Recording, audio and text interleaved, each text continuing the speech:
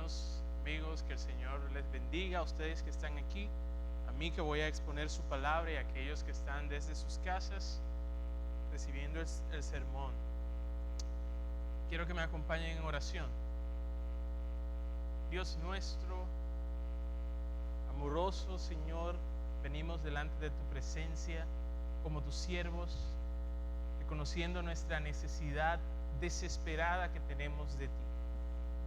Gracias porque hasta aquí tú nos has ayudado y te pedimos que nos sigas ayudando, que sigas guiándonos por tu Espíritu, que prepares nuestros corazones para recibir tu palabra, que tú orquestes todo en este momento, de tal manera que tu palabra caiga en buena tierra y dé su fruto para la bendición, oh Señor, de tu iglesia y para la gloria y honra de tu nombre. Perdona nuestros pecados. Gracias porque hay perdón en Jesucristo.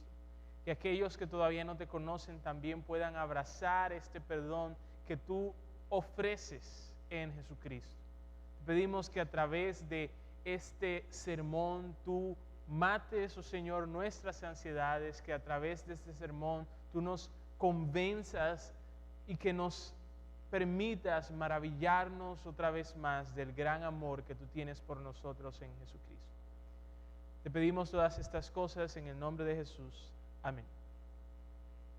En el sermón anterior nosotros considerábamos cómo Dios suplió cada una de nuestras necesidades, pero de manera particular la necesidad más grande que nosotros teníamos al entregar a su Hijo amado Jesucristo, quien fue su Hijo único por pecadores como tú y como yo.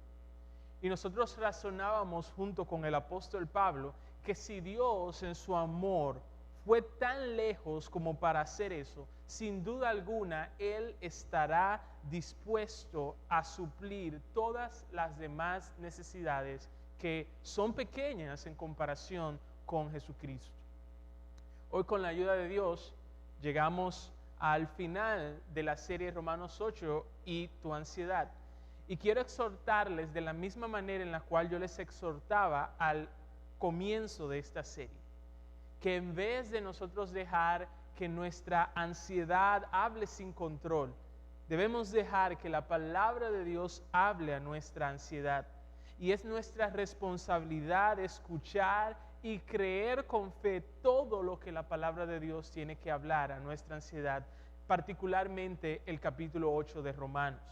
Y este es el cuarto mensaje que Romanos 8 tiene que decirte. Y ese es: eres más que vencedor. Eres más que vencedor. Y eso es cierto, no porque nosotros estamos sin problemas o sin aflicciones en este mundo, sino porque, como dice el antiguo himno en sus dos primeras líneas: oh amor que no me dejarás, descansa mi alma siempre en ti.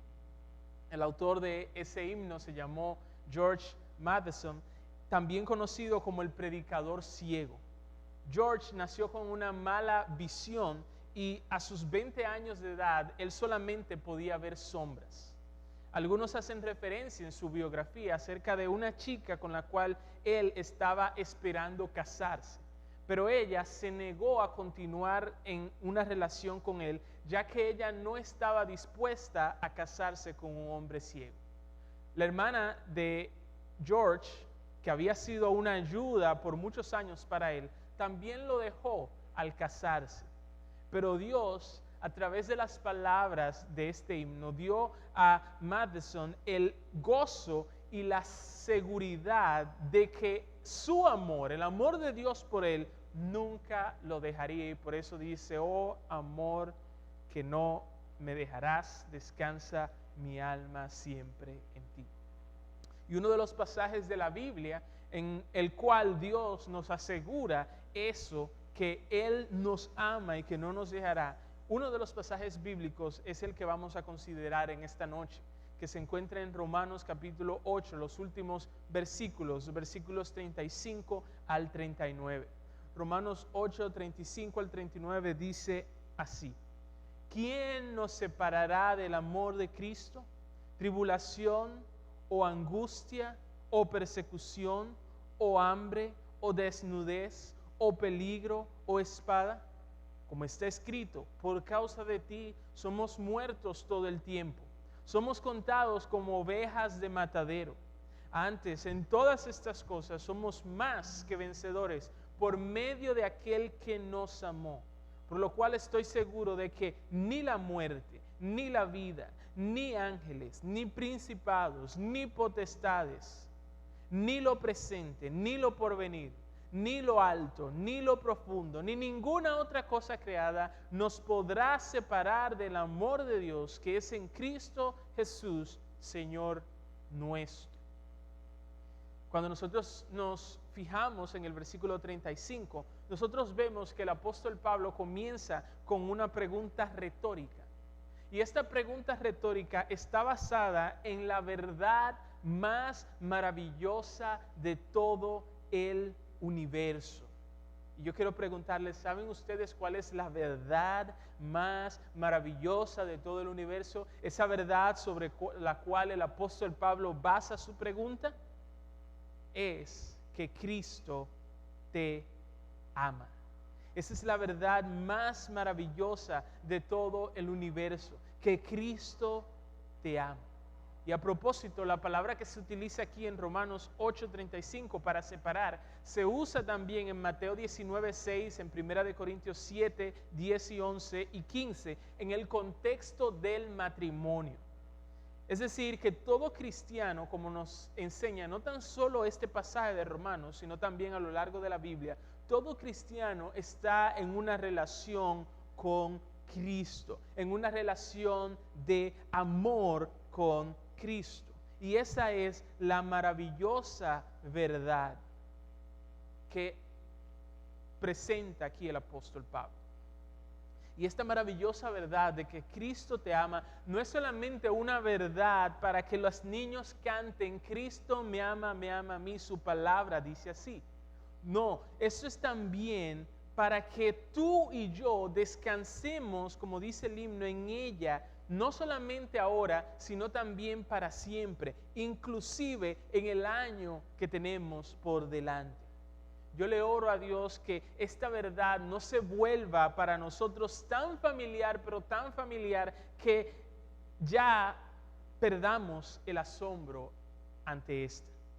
Deberíamos nosotros maravillarnos, sorprendernos, regocijarnos cada vez que nosotros escuchamos la verdad de que Cristo nos ama.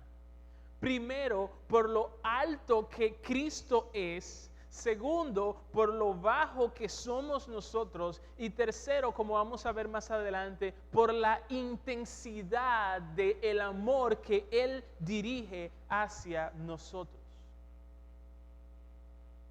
El amor de Cristo por nosotros es una verdad que está explícita en la Biblia. Por ejemplo, en Juan capítulo 10, Jesús se describe a sí mismo como el buen pastor de las ovejas, las cuales se caracterizan por escuchar y seguir la voz de Jesús. Ovejas, en ese contexto de Juan 10, no son solamente los discípulos que vivieron en el tiempo de Jesús, sino también tú y yo. Y Jesús aquí se contrasta con un asalariado. Y en el versículo 13 Jesús dice así que el asalariado huye porque es asalariado y no le importan las ovejas. Vuelvo a repetir esa última parte. No le importan las ovejas. Mientras el asalariado huye ante el peligro buscando su propio beneficio y no el de las ovejas, el buen pastor, dice Jesús aquí, se queda ante el peligro, buscando, porque él busca no su propio beneficio, sino el beneficio de las ovejas. Y ese dice Jesús que es Él. Aquí Jesús nos está recordando que Él nos ama. Jesús nos está recordando que tú y yo le importamos a Él. Jesús nos está recordando que Él tiene en mente nuestro beneficio. En Juan 13:1 también se dice que Jesús, sabiendo que había llegado la hora para Él partir al Padre, Jesús amó a los suyos hasta el fin. Así lo traduce la Reina Valera 1960. Y los eruditos que traducen la Biblia han hecho distintos intentos para traducir esa última frase que la Reina Valera traduce como los amó hasta el fin. Por ejemplo, la Biblia textual dice que Jesús amó a los suyos hasta el extremo. La Nueva Biblia de las Américas dice que Jesús amó a los suyos hasta lo sumo, o dicho de otra manera, eternamente. La Nueva Traducción Viviente dice que Jesús les mostró toda la plenitud de su amor. Y eso, hermanos, yo no sé a ti, pero eso debería hacer que nuestra mente explote. No hay nadie, cuando dice aquí Jesús que amó a los suyos hasta el fin, eso quiere decir que no hay nadie en este mundo que pueda amarte a ti más de lo que Jesús te ama. Nadie puede amarte más de lo que Jesús te ama. Pero no solamente eso. Según este pasaje, una de las implicaciones es que Jesucristo mismo no puede amarte más de lo que te ama. ¿Tú sabes por qué Jesucristo no puede amarte más de lo que te ama? Porque ya Él te ama perfectamente. Él te ama hasta lo sumo. Su corazón está hasta el tope de amor por ti. Eso es lo que nos enseña la Biblia. Yo quiero preguntarte ahora, ¿cuánto crees tú que Jesucristo te ama? ¿Cuánto crees tú que Jesucristo te ama? Piensa, trata de expresarlo allí donde tú estás en tu mente. ¿Cuánto tú crees que Jesucristo te ama? Pablo dice en Efesios 3:19 que Cristo te ama más de lo que tú piensas. Tú puedes medir lo más alto, tú puedes medir lo más ancho y tú puedes medir lo más largo y todavía te encontrarás que el amor de Cristo por ti es más grande. Nuestra mente, por más que se esfuerce, siempre se quedará corta al gran amor que Jesucristo tiene por ti. Y en Filipenses capítulo 1, el apóstol Pablo da gracias por la iglesia. Dice que siempre Él se acuerda de ellos. Pablo dice que Él ora por ellos. Pablo dice que Él se goza por ellos y anhela fervientemente estar con ellos.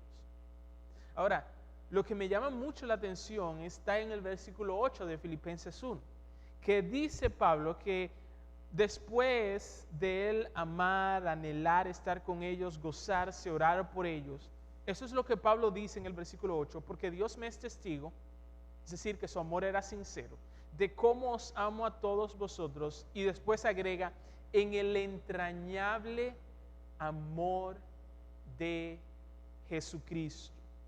Es decir, que ese amor que el apóstol Pablo estaba expresando por la iglesia, o que tenía por la iglesia y manifestaba en diferentes formas por ella, no era nada más y nada menos que el reflejo del amor que Cristo tiene por su iglesia.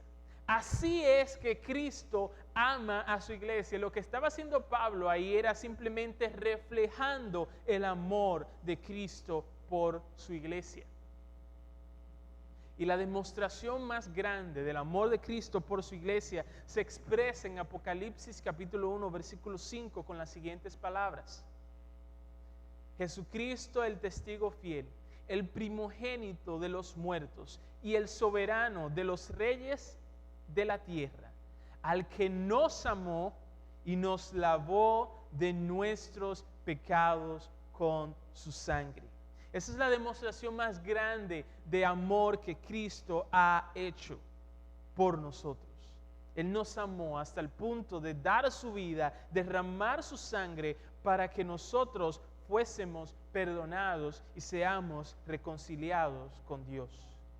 Y es por eso que nosotros decimos, si Cristo nos ama, o dicho de otra manera, si Cristo no nos ama, ¿qué importa que nos amen nuestros familiares? ¿Qué importa que nos amen nuestros amigos? ¿Y qué importa que nos amen nuestra pareja? Si Cristo no nos ama. Pero si Él nos ama, y como nos dice aquí la palabra, si Él nos ama, entonces nosotros podemos desafiar al mundo entero y decirle que el mundo entero nos odie, porque su amor es suficiente. Eso es lo que se implica aquí en esta primera pregunta del versículo 35. Y después de preguntar quién nos separará del amor de Cristo, Pablo pasa a mencionar una serie de experiencias en este mundo. Y él lo que hace es personificar o tratar como personas a cada una de estas experiencias. Si ustedes se fijan, él no pregunta qué nos separará del amor de Cristo, sino que pregunta quién, porque él está tratando como personas cada una de estas experiencias. Son como personas que intentan separarnos del amor de Cristo. Y la primera en la lista es la tribulación. Tribulación, esta palabra transmite la idea de estar encerrado en un lugar estrecho. Es una presión interna debido a los problemas. Esa presión interna que hace que nos sintamos como que no hay forma de escapar de esa dificultad o ese problema. El segundo libro de Corintios, el capítulo 1, versículos 8 y 9, es un buen ejemplo de esta palabra tribulación. Dice allí, 2 de Corintios 1, 8 y 9, porque hermanos, no queremos que ignoréis acerca de nuestra tribulación, ahí está la palabra, que nos sobrevino en Asia, pues fuimos abrumados sobremanera más allá de nuestras fuerzas. Eso es lo que hace eso es lo que produce en nosotros la tribulación. De tal modo que perdimos la esperanza de conservar la vida. Pero tuvimos en nosotros mismos sentencia de muerte para que no confiásemos en nosotros mismos, sino en Dios que resucita a los muertos. La segunda en la lista es la angustia. Y esta palabra se parece mucho a la anterior en que también transmite la idea de estar en un lugar estrecho. Pero a diferencia de la palabra anterior, tribulación, esta palabra angustia es una presión no interna como la tribulación, sino una presión externa.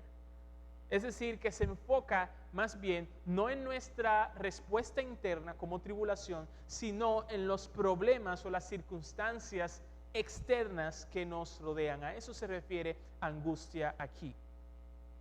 Después, Pablo habla acerca de la persecución. Persecución de aquellos que no tienen fe contra aquellos que sí tienen fe o que son creyentes. Como dice el Nuevo Diccionario de la Biblia Ilustrado, la persecución puede tomar varias formas y grados. Esta persecución, según la Biblia, puede ser en forma de calumnias, como vemos en Mateo capítulo 5, versículo 11. La persecución también puede ser en forma de desprecio, como vemos en Juan capítulo 8, versículo 48. También puede ser en forma de destierro o aislamiento, como vemos en Lucas capítulo 6, versículo 22. Puede ser también una persecución en forma de encarcelamiento, como vemos en Lucas capítulo 21, versículo 12. También puede ser una persecución en forma de confiscación de bienes, como vemos en Hebreos 10:34. Y por último, también puede ser una persecución en forma de muerte, como vemos en Juan 16:2. Así que la persecución no es solamente cuando están persiguiendo a los cristianos y dándole muerte. Hay diferentes formas de persecución y Pablo menciona también esta como una de aquellas cosas que tratan de separarnos del amor de Cristo. Lo siguiente es que él menciona es hambre. No el hambre que muchas veces nosotros expresamos y decimos que sentimos que tenemos esa hambre de comer otra cosa que no sea arroz, habichuela y pollo. No es ese tipo de hambre, sino el hambre que viene como el resultado de haber sido privado de alimentos. También se habla acerca de la desnudez, que también incluye el estar pobremente vestido o en carencia de vestido. También se habla acerca del peligro, que es una condición de amenaza. Es algo que aunque todavía no ha llegado a nosotros, aún así es una amenaza para nuestro bienestar y que está ahí a punto de llegar. En 2 Corintios 11, 26, el apóstol Pablo da una lista de esos peligros que él mismo atravesó. Dice allí, en caminos muchas veces, en peligros de ríos, peligros de ladrones, peligros de minación, peligros de los gentiles, peligros en la ciudad, peligros en el desierto, peligros en el mar, peligros entre falsos hermanos. Todos esos son peligros. Y por último, en el versículo 35 se habla también acerca de la espada. Espada es un símbolo de guerra, es un símbolo de conflicto y símbolo de divisiones entre las personas. También es un símbolo de muerte. Y en el versículo 36, el apóstol cita Salmos 44, 22, que dice, pero por causa de ti nos matan cada día, somos contados como ovejas para el matadero. Nótese que este pasaje que Pablo cita dice por causa de ti, refiriéndose a Dios. Es decir, que todas estas experiencias anteriormente mencionadas no son la consecuencia de algún crimen que nosotros hayamos cometido, como robar y matar, y que estamos pagando por ese crimen, sino que todas estas experiencias que Pablo menciona vienen porque nosotros creemos en Dios y creemos en su palabra, por causa de ti. Pero nótese también en el versículo 36, según la segunda parte del versículo, que algunas o muchas de esas cosas son experimentadas por los cristianos. El salmista las experimentó, el apóstol Pablo también las experimentó, y este pasaje está aquí en la Biblia para que nosotros no nos sorprendamos si también nosotros las experimentamos. Estos problemas, estas dificultades, estas vicisitudes también las experimentan los cristianos. Ahora, cuando los cristianos pasen por experiencias como estas, cuando los cristianos pasen con experiencias como las que hemos mencionado anteriormente, nosotros no debemos estar ansiosos. O dicho de otra manera, no debemos pensar que estamos pasando por esas dificultades porque Cristo no nos ama, porque eso es contrario a lo que enseña este pasaje. No debemos pensar que estamos sufriendo todas estas cosas porque Dios está airado contra nosotros, porque también eso no es lo que enseña Romanos 8. Debemos recordar, aun cuando pasemos por hambre, aun cuando pasemos por desnudez, aun cuando pasemos por la espada, debemos recordar que la última demostración del amor de Dios por nosotros, del amor de Cristo por nosotros, ¿cuál es? La demostración última de su amor por nosotros no es que nosotros tengamos salud, no es que nosotros seamos ricos, sino que su demostración última es su muerte en la cruz. Esa es la demostración de amor que no debe dejar dudas en nosotros de que Él nos ama. Así que cuando nosotros pasamos por todas esas dificultades, nosotros debemos recordarnos a nuestra mente, Dios allá arriba no tiene un ceño fruncido contra mí. Él no está airado contra mí. Eso no significa que Cristo no me ama. ¿Por qué? Porque hace 2000 años Él me demostró sin lugar a dudas que me ama al morir en la cruz. Él me amó y derramó, como dice Apocalipsis 1:5, su sangre para rescatarme.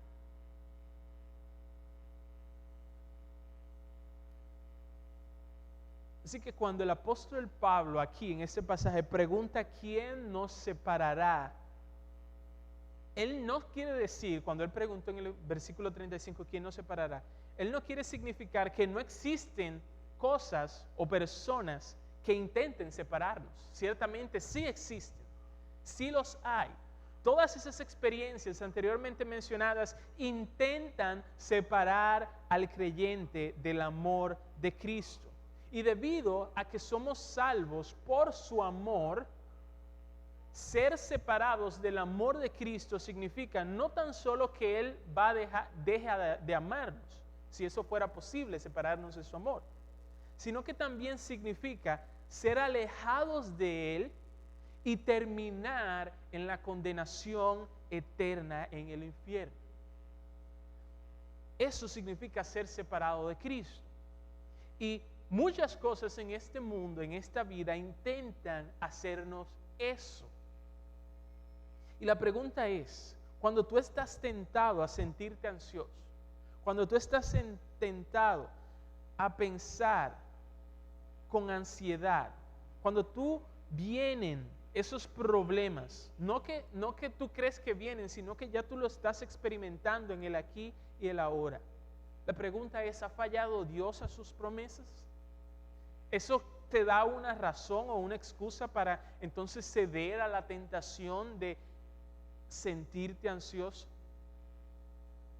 Primero, Dios, aun cuando estamos en nuestras dificultades más fuertes, primero Dios no ha fallado a ninguna de sus promesas, porque tal como hemos dicho desde el principio de esta serie, Él nunca ha prometido que no tendríamos problemas.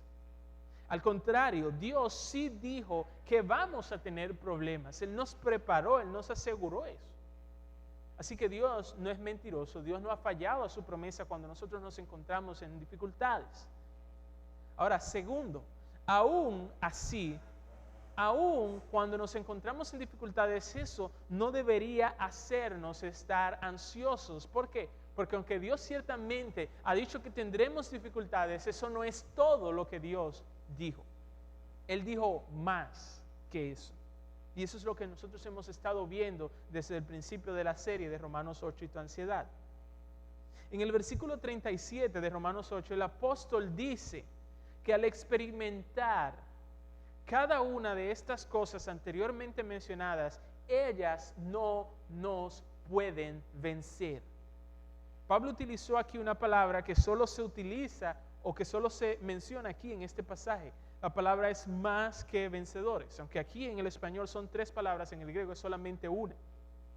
La palabra vencedores da la idea de alguien o se le atribuye a alguien que persevera y obtiene el triunfo final. Eso es vencedor. Pero si ustedes se fijan, Pablo dice que somos más que eso. Él dice que en medio de estas experiencias, nosotros los cristianos prevalecemos o triunfamos poderosamente. Somos los ganadores indiscutibles. Ganamos por knockout y no hay duda de ello. Eso es lo que está diciendo Pablo allí. Más que vencedores.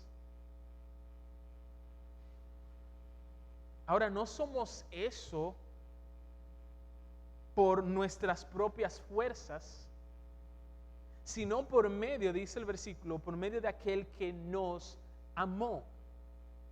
Él mismo fue quien dijo en Juan 16:33 lo siguiente: en el mundo tendréis aflicción, pero confiad, yo he vencido al mundo. Jesús es el vencedor y con Él nosotros también vencemos. En y por Cristo nosotros podemos pasar por todas esas dificultades y no ser vencidos por ellas, sino nosotros vencerlas a ellas.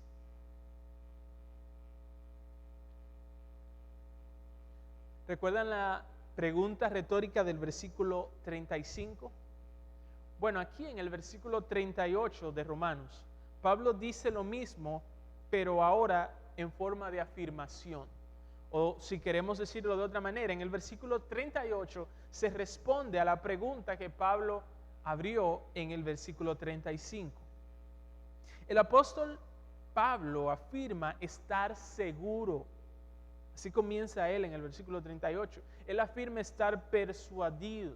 Él afirma estar convencido. A él no le cabe ni la más mínima duda de que nada creado podrá separarnos del amor de Cristo.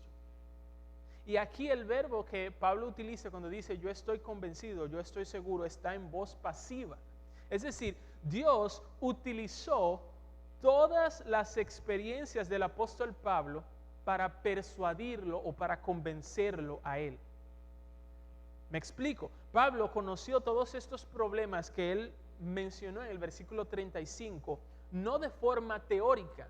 Pablo lo experimentó o lo conoció de manera práctica. En el mismo 2 de Corintios 11, 23 al 27, Pablo resume o dice por todas las vicisitudes que él pasó. Dice en trabajos más abundantes, en azotes sin número, en cárceles más, en peligros de muerte muchas veces. De los judíos 5 veces he recibido 40 azotes menos uno. 3 veces he sido azotado con varas, 1 vez apedreado, 3 veces he padecido naufragio, 1 noche y 1 día he estado como náufrago en alta mar, en caminos muchas veces, en peligros, ya hablamos de eso, en el trabajo y fatiga, en muchos desvelos, en hambre y sed, en muchos ayunos, en frío y en desnudez. Así que cuando el apóstol Pablo habla acerca de todos estos problemas, él no está hablando de manera teórica, sino de manera práctica. Y aún así, aún a pesar de haber atravesado todas esas dificultades, él vio y se convenció por Dios que nada pudo separarlo del amor de Cristo. Por eso él dice, yo estoy convencido o he sido persuadido. Y lo mismo es cierto no solamente para Pablo, porque él no solamente dice que estoy convencido de que nada me va a separar a mí del amor de Cristo, sino nos separará nada. Es decir, que lo mismo es cierto para todo cristiano verdadero. En el versículo 38 y 39, él habla acerca de la muerte. La muerte no puede separarte, cristiano, del amor de Cristo. El voto matrimonial tradicional que se utiliza o que se utilizaba, no sé, decía algo así: yo te tomo a ti como mi legítima esposa para tenerte y sostenerte desde este día en adelante, para bien o para mal, en la riqueza y en la pobreza, enfermedad y salud, hasta que la muerte nos separe. El que dice ese voto se está comprometiendo a amar a su cónyuge tanto que ni los males que puedan venir, ni la pobreza que pueda venir, ni la enfermedad que pueda venir, hará separación entre ellos. Ahora, nótese la parte, vamos a decirlo así, sobria de este voto matrimonial. Y es que dice que sí existe algo que sí puede separar a dos personas que se han comprometido profundamente a amarse. Y ese algo, según el voto matrimonial, es la muerte. Ahora, como nosotros hemos visto desde el principio, Cristo está, o nosotros estamos en una relación con Cristo, una relación de amor. Y el voto matrimonial de Cristo con su iglesia diría algo como: yo te amaré en el bien y en el mal, en la riqueza y en la pobreza, en la enfermedad y en la salud, ni la muerte nos separará. Eso diría Cristo, porque la muerte no puede separar a los cristianos del amor de Cristo. La muerte de los cristianos, al contrario, en vez de separarlos del amor de Cristo, es como una puerta de entrada a una mayor experiencia del amor de Jesucristo por ellos, ya que ellos van a estar con Cristo para siempre, lo cual es muchísimo mejor, experimentando de manera personal y más cercana el amor que Él tiene por ellos. Así que la muerte no puede separar a los cristianos del amor de Cristo. También se menciona la vida, no puede separarte. A pesar de todas las alegrías, a pesar de todas las riquezas, a pesar de todos los placeres, a pesar de todas las cosas buenas que esta vida pueda ofrecer, tampoco puede separarte. Los ángeles no pueden separarte, a pesar de que ellos son superiores en poder a los hombres.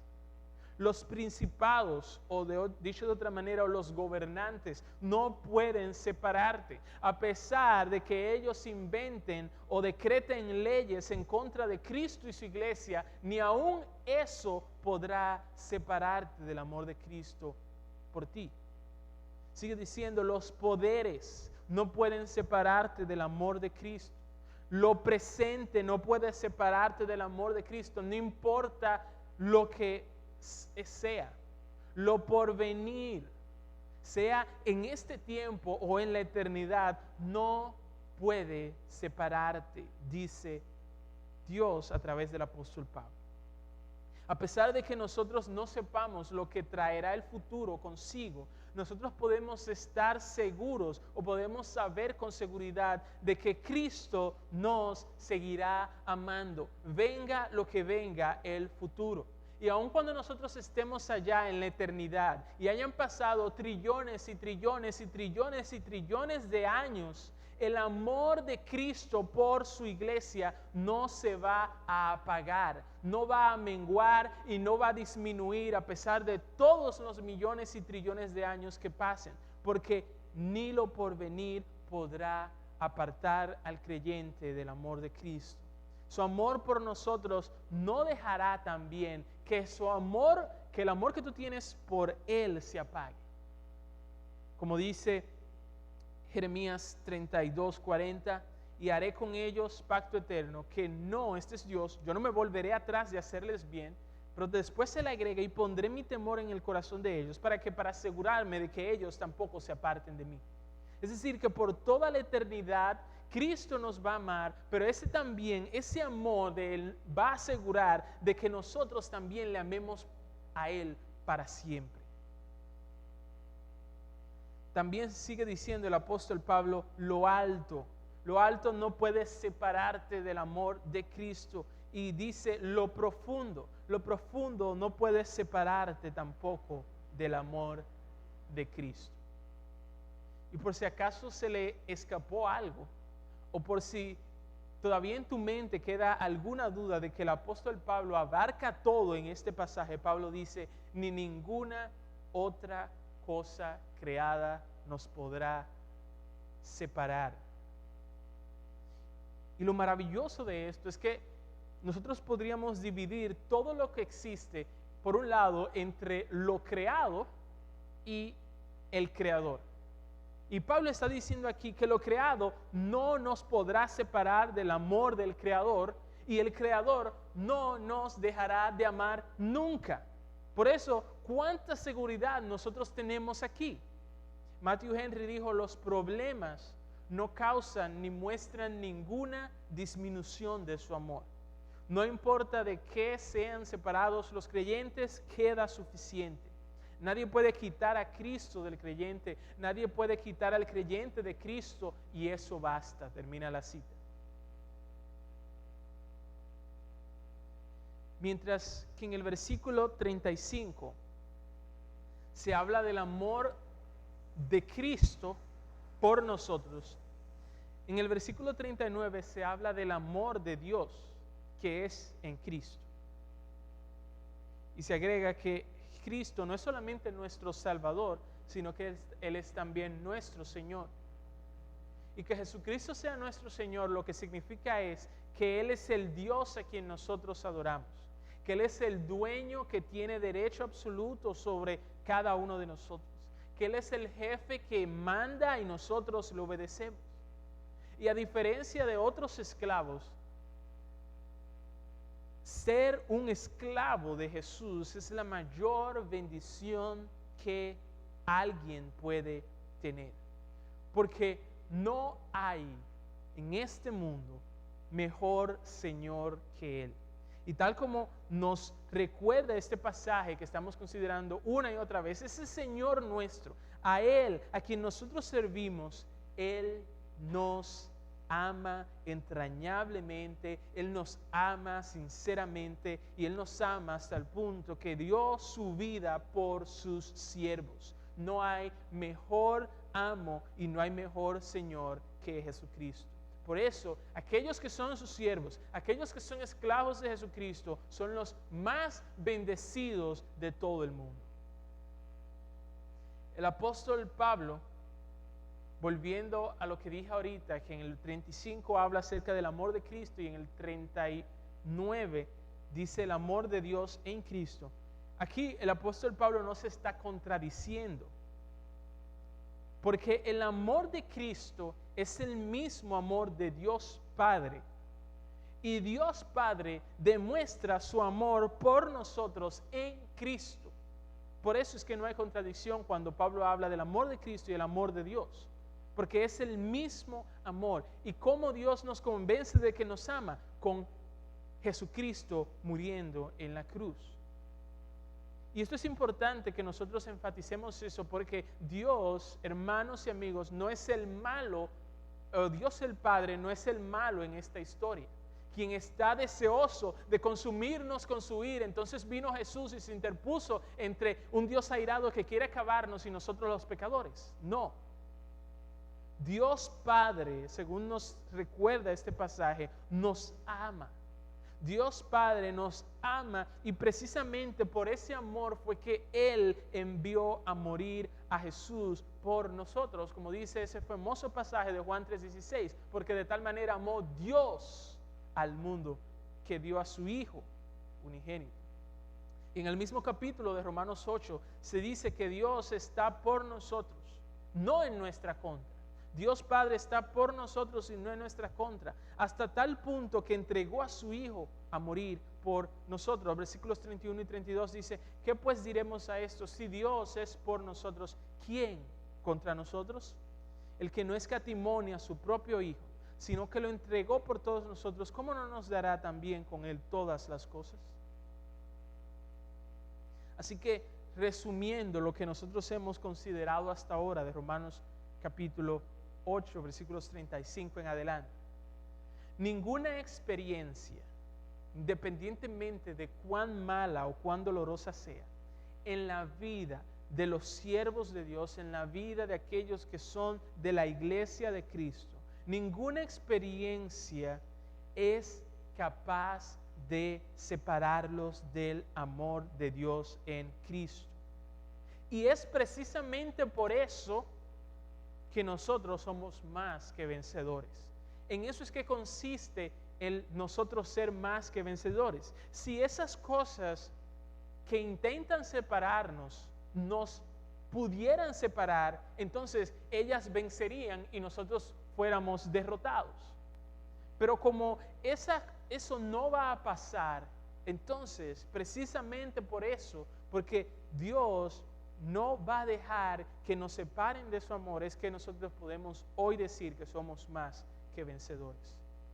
Por lo tanto, nosotros no debemos estar ansiosos cuando vengan los problemas. Nosotros no debemos estar ansiosos cuando vengan las dificultades. Nosotros no tenemos que estar ansiosos al ver los peligros que puedan avecinarse o traer consigo el 2021. No debemos estar ansiosos cuando vengan esos problemas, ni debemos pensar que Dios se apartará de nosotros o que Dios dejará que ellos nos aparten de Dios. Alguien dijo una vez que con amor no se compran plátanos. Y lo que esa persona quiso significar fue que el sentimiento solo no puede suplir las necesidades. Pero hermanos y amigos, el amor de Dios en Cristo puede hacer mucho más que comprar plátanos por nosotros. El amor de Dios en Cristo, como hemos visto a lo largo de esta serie, fue el que lo motivó a dar a su propio Hijo por nosotros y así salvarnos eternamente. Y ese amor es el que también nos da juntamente con Cristo todo lo que nosotros necesitamos.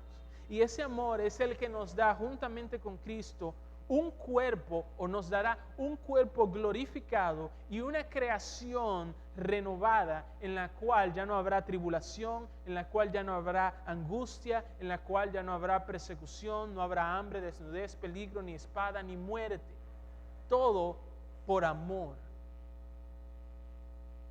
Así que cuando decimos que nada nos separará del amor de Cristo, del amor de Dios en Cristo, estamos significando una gran cosa. Y yo no quiero terminar este sermón sin antes resaltar lo siguiente.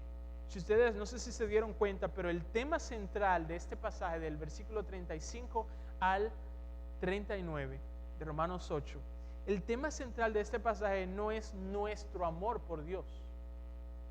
Ciertamente nuestro amor por Dios es importante, Y esa es una realidad. Todo cristiano verdadero ama verdaderamente a Dios. Eso nosotros lo vimos en Romanos capítulo 8, versículo 28. A los que aman a Dios. Los cristianos verdaderamente aman a Dios. Pero en el pasaje del versículo 35 hasta el finalizar, no se está hablando principalmente de nuestro amor por Dios, sino que el tema central del apóstol Pablo es el amor de Dios por nosotros. Fíjense conmigo en el versículo 35. Allí no se pregunta, ¿quién separará a Cristo de nuestro amor? ¿Eso es lo que dice? No, sino que dice, ¿quién nos separará a nosotros de su amor? Otra vez volvemos al versículo 37. Allí no dice que nosotros somos más que vencedores porque nosotros le amamos a Él, sino que dice que somos más que vencedores porque Él nos amó. Y finalizando en el versículo 39, aquí no se dice que nada podrá separar a Dios de nuestro amor. Dice lo contrario, que nada podrá separarnos a nosotros de su amor. Así que yo vuelvo a repetir, sí es cierto que el amor de Dios o el amor nuestro hacia Dios, nuestro amor por Dios es importante y eso es una evidencia de que nosotros somos cristianos. Pero hay algo mucho más importante que nuestro amor por Dios y es el amor que Dios tiene por nosotros. Y qué bueno, hermano, no sé si tú lo ves así, pero qué bueno es saber que somos más que vencedores, tú y yo, en medio de todas las dificultades, en medio de todos los problemas, no principalmente por nuestro amor por Dios, sino por su amor por nosotros. Si nosotros fuéramos más que vencedores principalmente por nuestro amor por Dios, entonces tuviéramos muchas razones para estar ansiosos.